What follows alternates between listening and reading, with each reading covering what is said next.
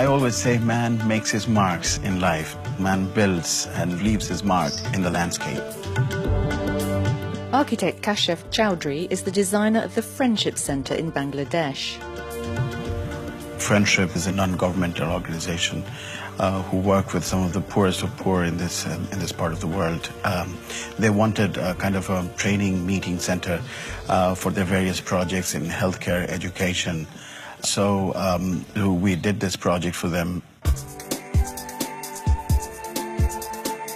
Kashif Chowdhury drew his inspiration from the Buddhist monastery of Mahastan. The most guiding inspiration was the ruins of Buddhist monasteries and settlements from the 3rd century BC onwards, which are not very far away from here. In Mahastan, for example, you see the similar kind of handmade bricks. These are beautiful materials in the sense they're handmade.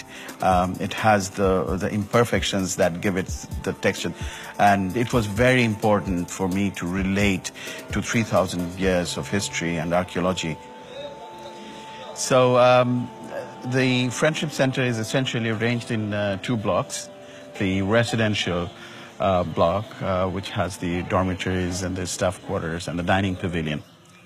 On the other side is the training pavilion, where people sit on the floor for various kinds of training programs, including theater. So Friendship organizes theaters which really deal with things like child marriage, women empowerment. So it's difficult to get these messages through to the people.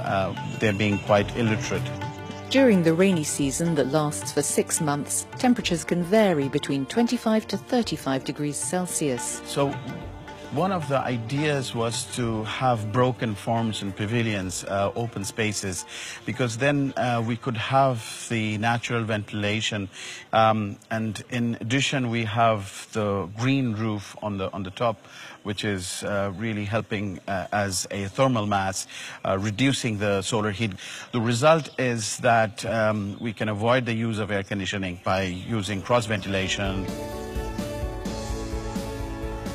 It's a good time to come back to that point where we look at architecture not just as art, but really as responding to the context or to the people for whom we build.